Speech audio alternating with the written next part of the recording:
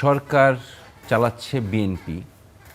এখন বিএনপি কাউকে পছন্দ করে বসাচ্ছে দেখেই কি সে বিএনপির লোক হয়ে যাচ্ছে? এখানে কি এনসিপি বা জামাতে ইসলাম বা জাতীয় পার্টি অন্য কারো লোক বসালে সেই লোকটাকে কি নিরপেক্ষ হিসেবে ধরা হতো? আপনি এই বিষয়টাকে কিভাবে দেখেন? জামায়াত আমিরের যে আজকে ইলেকশনে ইঞ্জিনিয়ারিং হয়েছে এবং এই অভিযোগের প্রেক্ষিতে আপনার বক্তব্য কি হবে? ধন্যবাদ আপনাকে। আপনার মাধ্যমে আমাদের সহ-আলোচক এবং আমার দর্শক শ্রোতাদের শুভেচ্ছা ও সালাম। সবার কথাই শুনলাম, আরও অনেক জায়গায় অনেক টক শো হচ্ছে, খুব আনন্দদায়ক চটকদার কথাবার্তা হচ্ছে, শুনছি, অনেকে ভাইরাল হচ্ছে। ক্রিটিসিজম করা খুব সোজা।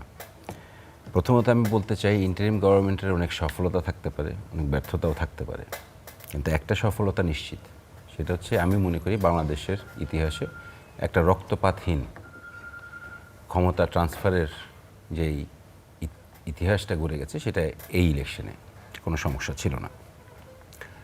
আমার সমালোচক এনসিপির ভাই সাইফ যেটা বললেন যে বিএনপি ইলেকশন ইঞ্জিনিয়ারিং করতে চেয়েছিল, হয়তোবা 299টি সিট নিয়ে নিত আওয়ামী লীগের আমলের মতো। যাক, আলহামদুলিল্লাহ বিএনপি ব্যর্থ হয়েছে, বিএনপি এই জায়গায় সফল হয়নি, ওনারই কথা। করতে চেয়েছিল না করেছে কিন্তু বলেছে না, 299টা নিতে চেয়ে পারলে নিয়ে নিত, কিন্তু 299টা যেহেতু নিতে পারে নাই, ইলেকশন ইঞ্জিনিয়ারিংটা পারে নাই। যাই হোক, বিএনপির চক্ষু লজ্জা আছে, এটাও বুঝতে পারলাম।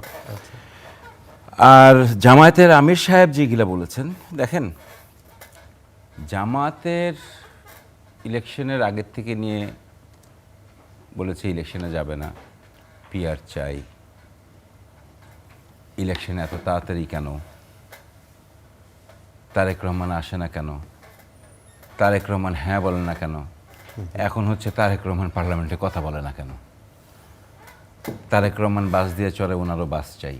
সো এখন জামায়াতের আমির অনেক ধরনের কথাবার্তা অতীতে বলেছেন, এখনও বলে যাচ্ছেন, কিন্তু এখন ওনারা ইন্টারিম সরকারের ক্রিটিসিজম করছেন, ইলেকশন ইঞ্জিনিয়ারিংয়ে অ্যালিগেশন আনছেন এবং বলছেন বিএনপির সব কিছুই ছিল। তো অতীতেও ইন্টারিম গভর্নমেন্ট যখন ছিল তখনও বিএনপির গায়ে দাগ দিয়ে বলা হয়েছে যে ইন্টারিম গভর্নমেন্ট বিএনপির কন্ট্রোলে। তো সব কিছুতেই তো বিএনপি, তো ওনারা কোথায়?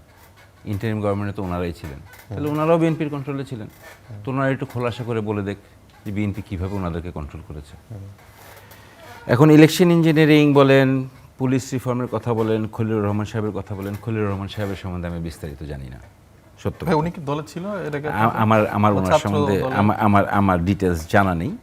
তো উনি ইন্টারিম গভর্নমেন্টের মধ্যে ছিলেন, এখন বিএনপি ওনাকে যোগ্য মনে করেছেন, বিএনপি ওনাকে সাথে নিয়েছেন। এর মানে এই না যে উনি বিএনপি করতেন বা করতেন না, বা সেটা ভিন্ন ব্যাপার। এখন আপনার কথা আসছে নিরপেক্ষ দলের লোক। আমি শুধু একটাই প্রশ্ন করতে চাই যে সরকার চালাচ্ছে বিএনপি, এখন বিএনপি কাউকে পছন্দ করে বসাচ্ছে দেখেই কি সে বিএনপির লোক হয়ে যাচ্ছে? এখানে কি এনসিপি বা জামাতে ইসলাম বা জাতীয় পার্টি অন্য কারো লোক বসালে সেই লোকটাকে কি নিরপেক্ষ হিসেবে ধরা হতো? Number one. Number two, BNP যেহেতু এখন সরকার চালাচ্ছে, বিএনপি তার মতো করেই লোক বসাবে। সে দলের হতে পারে, দলের বাইরের হতে পারে, কারণ অ্যাডমিনিস্ট্রেশনটা তাকে চালাতে হবে। এখানে আপনার এই অফিস চলছে, অফিসে আপনি কাকে দিয়ে কিভাবে চালাবেন এটা আপনার সিদ্ধান্ত, আপনার সিদ্ধান্তই হতে হবে। অনেকে একমত হতে পারে, নাও হতে পারে, কিন্তু যেহেতু অ্যাডমিনিস্ট্রেশনটা আপনি চালাবেন, সিদ্ধান্তটা আপনার। ক্রিটিসিজম থাকতেই পারে। এখন নিরপেক্ষ কে?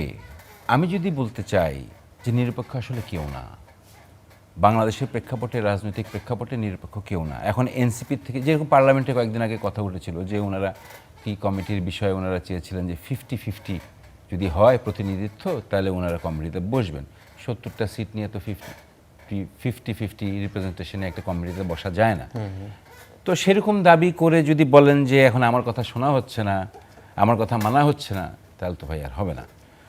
নর্মস প্রসিজিওর তো